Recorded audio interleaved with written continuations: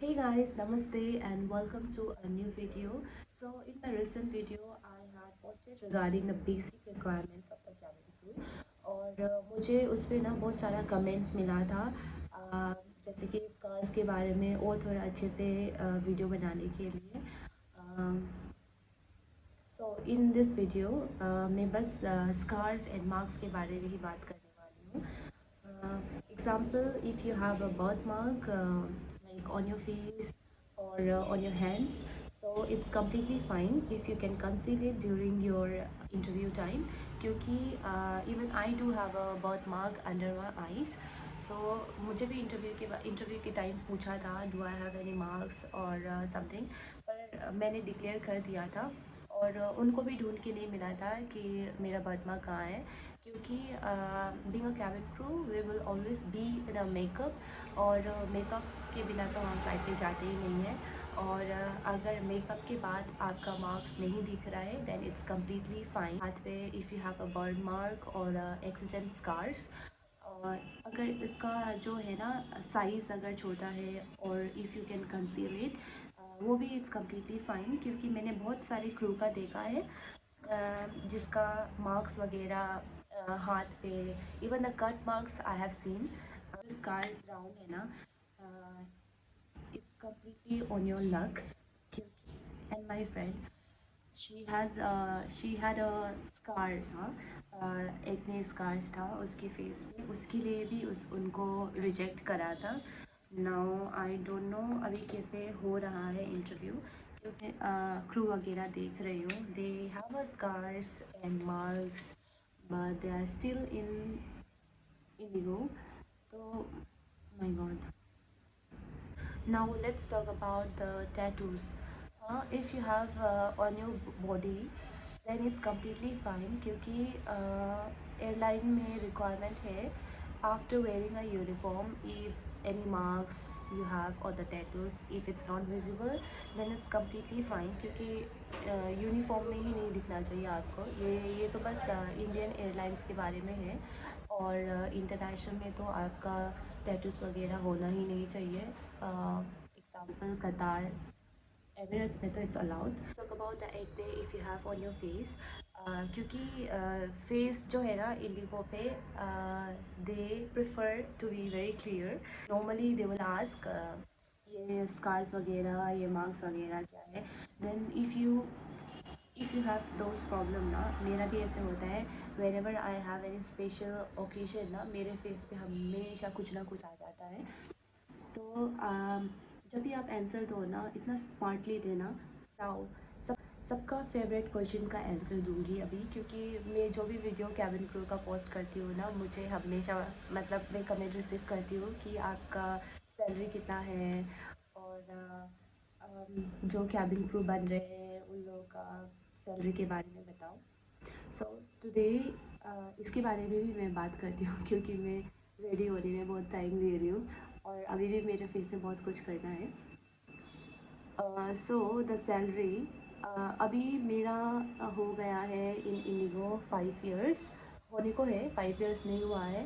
सो आपका आप जब ज्वाइन करते हो एज अ कैबिन क्रू, आपको तभी कॉन्ट्रैक्ट मिलता है. अभी जो कॉन्ट्रैक्ट है ना, वो जो है एवरी ईयर जो है. अभी मैं एक्यूरेट तो नहीं बता सकती कि एग्ज़ाम्पल जब ज्वाइनिंग करते हो आपका 36,000 तो होगा ही.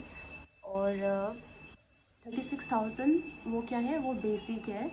आप जब हमारा कॉन्ट्रैक्ट में क्या है इंडिगो में, बेसिक फ्लाइंग आवर्स 50 आवर्स. जो आपका बेसिक अलाउंस है ना, उसके लिए आपको 50 आवर्स तो फ्लाई करना ही होगा. अगर आप 50 आवर्स फ्लाई करते हो तो you will get a basic salary जो आपका कॉन्ट्रैक्ट पे लिखा होगा 36,000. और आप जब 50 आवर्स क्रॉस करके उससे ज़्यादा फ्लाई करते हो, वैसे तो हम लोग 50 आवर्स से ज़्यादा ही करते हैं. आई यूजुअली डू 75 और 85 आवर्स. तो अभी जब आप न्यू हो, example you have a 36,000 is your basic salary, okay, and your basic flying is 50 hours. तो आप 75 आवर्स कर रहे हो इन अ मंथ.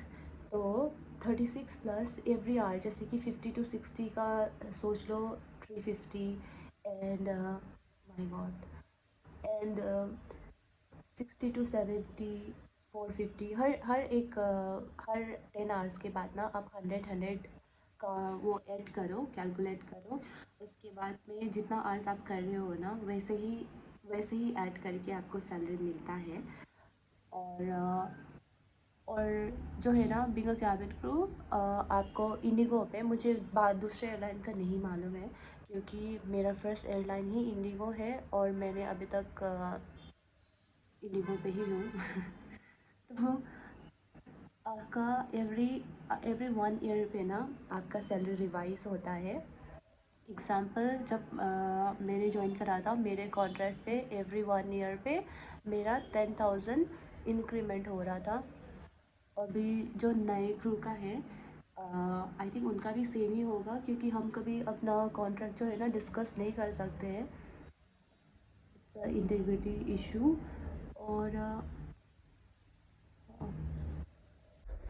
अभी मैंने ना थोड़ा सा पोजीशन चेंज करा है क्योंकि वहाँ पे ना बहुत ज़्यादा ही धूप आ रहा है और मेरा मेकअप इतना गंदा दिख रहा है ना। और वैसे मेरा आज मेकअप बहुत ही गंदा हुआ है।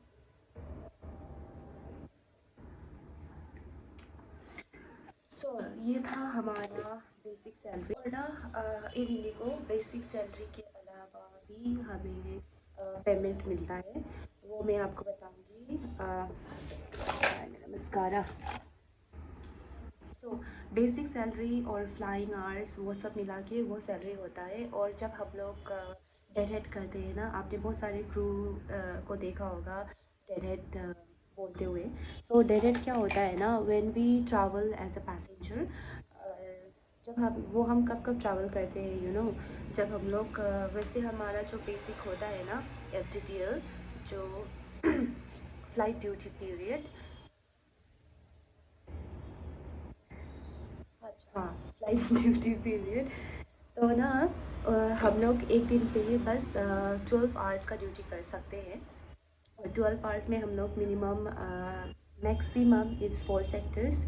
और अगर जब हमारा फ़्लाइट डिले हो या डाइवर्जन होता है, जो हम एक फ़्लाइट करने जा रहे हैं, जैसे कि बेंगलोर टू दिल्ली जा रहे हैं, और दिल्ली पे मौसम ख़राब होने के कारण अगर जयपुर पे लैंड करना पड़ा, तो जैसे कि 4 सेक्टर के लिए निकले थे ना, तो एक सेक्टर एक्स्ट्रा हो गया। तो उसका भी हमारा जो FTTL होता है, अगर वो 12 आवर्स के अंदर ही है तो we are completely under the FTTL। हम लोग फ्लाई कर सकते हैं दूसरे सेक्टर भी, ठीक है। तो अगर जैसे कि एग्जांपल 4 सेक्टर करने जा रहे हैं, एक एक्स्ट्रा हो गया, 5 सेक्टर भी कर सकते हैं इफ़ इट्स अंडर 12 आवर्स।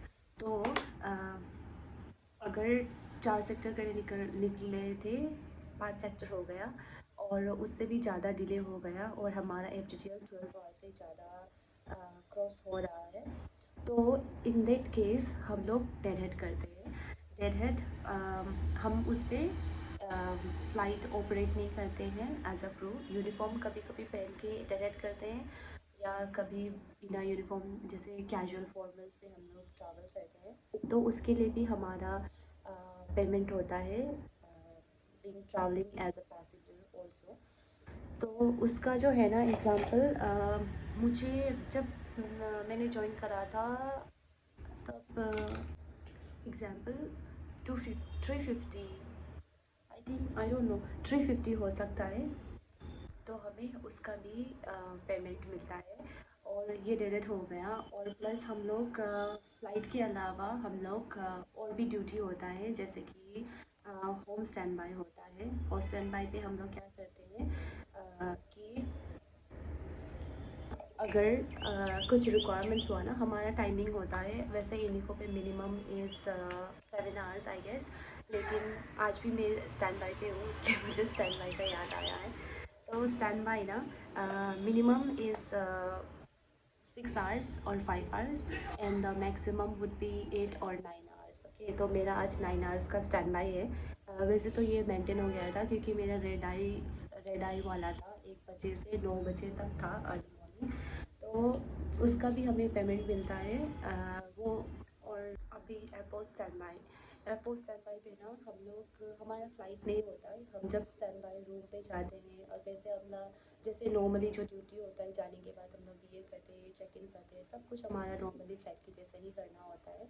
और जो हमारा बैग्स होता है वो भी हमें सब कुछ लेके जाना होता है, documents plus the casual and the formal, सब कुछ कैरी करना होता है। ऐसे हम लोग फ़्लाइट में ही जा रहे हैं, लेकिन हम लोग एयरपोर्ट पे ही वेट करते हैं। जब हमारा बेस होता है, हमारे बेस में एयरपोर्ट स्टैंड बाई रूम होता है, तो हम लोग वहीं पे जाके बैठे रहते हैं। अगर इन केस कुछ फ़्लाइट में कैबिन क्रू का रिक्वायरमेंट हुआ तो हम लोग उस फ़्लाइट के लिए जाते हैं। वैसे ही हम लोग मेंटली एयरपोर्ट स्टैंड बाई के लिए ही जाते हैं, ठीक है। ये थोड़ा सा वो है, कंफ्यूजिंग है। जब आप क्रू बनोगे ना then you will get to know. अभी मुझे एक्सप्लेन करने में भी बहुत ज़्यादा वो हो रहा है। और अच्छा, हम लोग एयरपोर्ट स्टैंड बाय हम जब करते हैं ना उसका भी हमें पेमेंट मिलता है। Let's talk about the training days. Okay, so जो हमारा लाइसेंस होता है ना फ्लाइंग के लिए, वो हमारा बहुत बहुत सारा होता है। वैसे बहुत टाइप का ट्रेनिंग होता है हमारा। टीचिंग, ड्रिलिंग, फर्स्ट एड और सर्विस, कस्टमर सर्विस, ये सब का होता है, और प्लस ग्रुपिंग। तो हम लोग का जो टीचिंग ट्रेनिंग है ना वो हम लोग 3 साल में एक बार करते हैं। उस ट्रेनिंग के लिए हम लोग 3 साल में एक बार जाते हैं ट्रेनिंग के लिए, और उसका लाइसेंस जो होता है ना हमारा 3 इयर्स तक वैलिड रहता है। और जो हमारा जो सर्विस हो गया, कस्टमर सर्विस एंड वॉइस और फर्स्ट एड, ये जो ट्रेनिंग है ना हम लोग को साल में हर बार ट्रेनिंग करने के लिए जाना होता है। जो लाइसेंस का होता है ना उस लाइसेंस को वैलिड रखने के लिए हमें एवरी ईयर हमें ट्रेनिंग के लिए जाना होता है। सो उसको हम लोग बोलते हैं रेकरेंट ट्रेनिंग। उसके लिए भी हमें पेमेंट मिलता है। जो हमारा बेसिक होता है ना उसमें ही हमारा इंक्लूडेड होता है।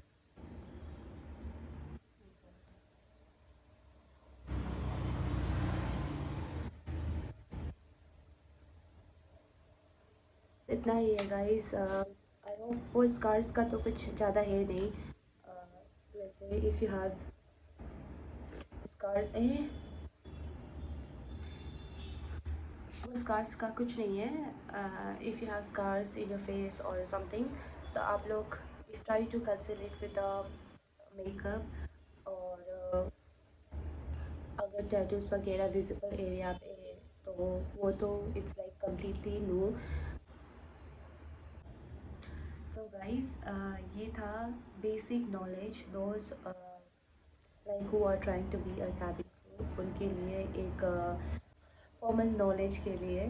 और दोस्त जो कैबिन क्रू को एडमायर करते हैं और उनकी लाइफ के बारे में जानना चाहते हैं, ये था बेसिक नॉलेज जो I wanted to share from a very long time. Scars के साथ में मैंने ये जो इन्फॉर्मेशन है ये भी क्लब कर दिया, क्योंकि ना मैं एक बार स्टार्ट होती हूँ तो मुझे स्टॉप होने में बहुत टाइम लगता है। तो मैंने कहाँ से स्कार से स्टार्ट करा था और कहाँ बेसिक नॉलेज और कैबिन क्रू में पहुँच गई। So I hope you enjoyed watching my video, and thank you so much for watching, and please go and subscribe my channel for more videos. अब से ना मैं ट्राई करूँगी कि थोड़ा सा लंबा वीडियो बनाऊँ, क्योंकि बहुत दिन हो गया सच में मैंने ना लंबा वीडियो नहीं बनाया है like a vlog. So I will try आज से करने के लिए। So please so much for watching, bye.